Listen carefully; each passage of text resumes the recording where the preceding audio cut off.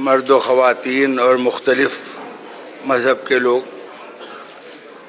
جس موضوع پر آج اکٹھا ہوئے ہیں اس کا خلاصہ ہے ملک کی حفاظت اور ملک کا آئین و دستور کی حفاظت۔ یہ سارا مجمع ملک کی آئین و دستور کی حفاظت کے لیے یہاں جمع ہے۔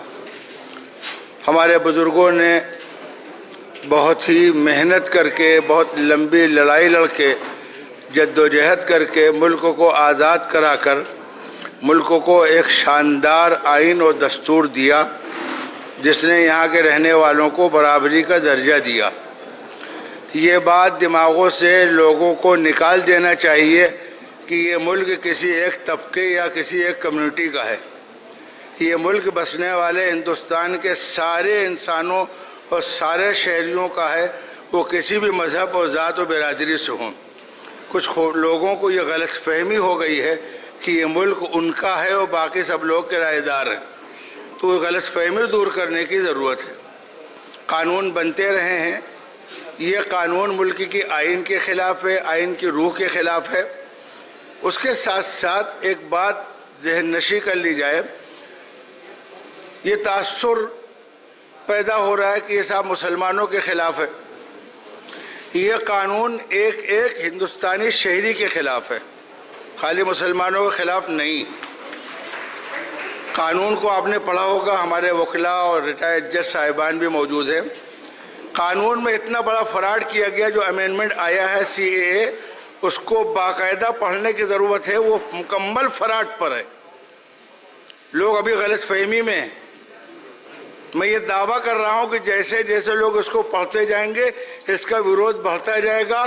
آج تو یہ کہا جا رہا ہے کہ مسلمان احتجاج کر رہے ہیں، ہم آپ کے ساتھ ہیں۔ کل ہم کہیں گے کہ آپ احتجاج کر رہے ہیں، ہم آپ کے ساتھ ہیں۔ یہ ہونے والا ہے۔ ابھی لوگوں کو معلوم نہیں، لوگوں غلط فہمی میں۔ شہریت دینے کا کوئی پکا وعدہ ہے ہی نہیں اس قانون میں۔ اس قانون میں اصل بحث ہے لیگل ان لیگل کی، کہ جتنے لوگ باہر سے آئے ہوئے انلیگل ہیں ان کو ہم لیگل کر دیں گے۔ شہریت دینے میں جو لفظ استعمال ہوا ہے وہ یقینی نہیں ہے، وہ حکومت اور حکومت کے نمائندوں کے اختیار پر ہے، چاہے تو شہریت دے دے چاہے تو نہ دے، تو پرماننٹ نہیں ہے۔ تو اس لیے سب سے پہلا مسئلہ تو یہی ہے کہ جن کو ملنے والی ہے، جب افسر کے اختیار میں ہے، حکومت کے اختیار میں ہے، تو جس کو چاہیں گے دیں گے، جس کو چاہیں گے نہیں دیں گے۔ اور پھر شہریت لینے کے لیے سب سے بڑا مسئلہ جو NRC اس کے ساتھ جوڑا ہے کہ ڈاکومنٹس، کاغذات۔ اب ہماری بہن کہہ رہی تھی، صحیح کہہ رہے، اور لوگوں نے بھی بولا کہ ملک کی آدھی آبادی کے پاس صحیح کاغذ نہیں، اور ہم بڑی بات نہیں کرتے، بات بے تکی ہو سکتا ہے ہو۔ میں نے ایک جگہ کہا تھا، اس کو دوہرا رہا ہوں کہ مودی جی اپنے خاندان کے 10 لوگوں کا نام دے دیں، اگر خاندان کے 10 افراد کے نام ڈاکومنٹ صحیح ہو تو ان کو انعام دیں گے ہم۔ ذرا سے ایکسپیلنگ سے میرے ساتھ زبیر آئے ہوئے ہیں، میرا طالب علم ہے، ان کا نام زبیر ہے،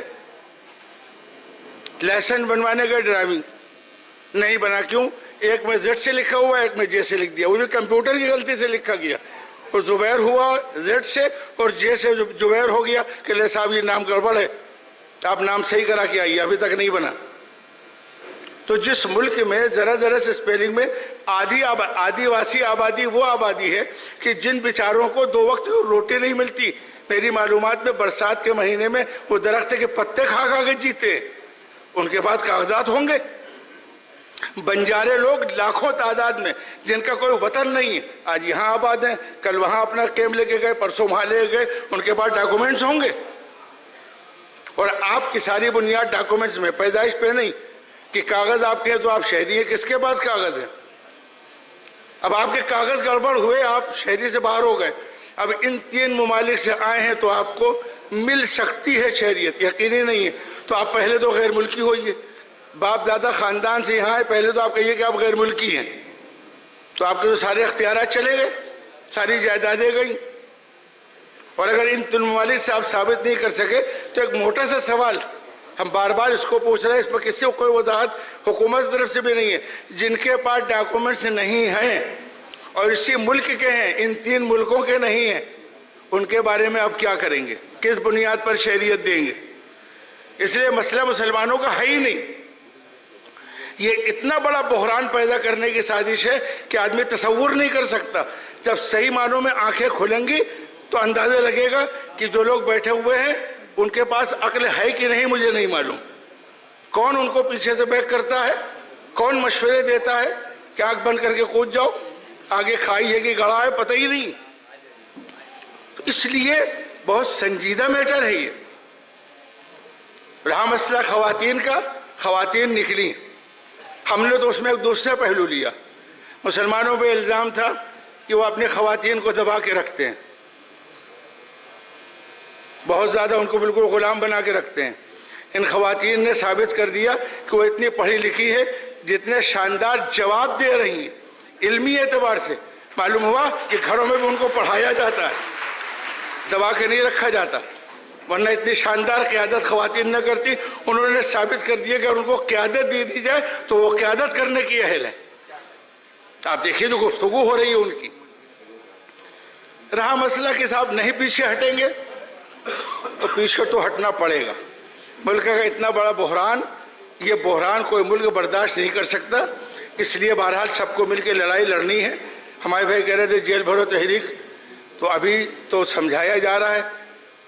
بچے ہوتے ہیں کھلونے توڑتے رہتے ہیں, ان کو سمجھایا جاتا منا کر کے کہ مان جاؤ مان جاؤ مان جاؤ, ورنہ ایسی بات نہیں ہے.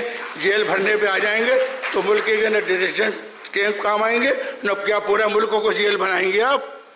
پورا ملک تیار ہے جیل جانے کے لیے, اور جیل بھرو تحریک اگر چل گئی تو برداشت نہیں کر پائیں گی حکومتیں, غلط فہمی میں ہوتی ہیں.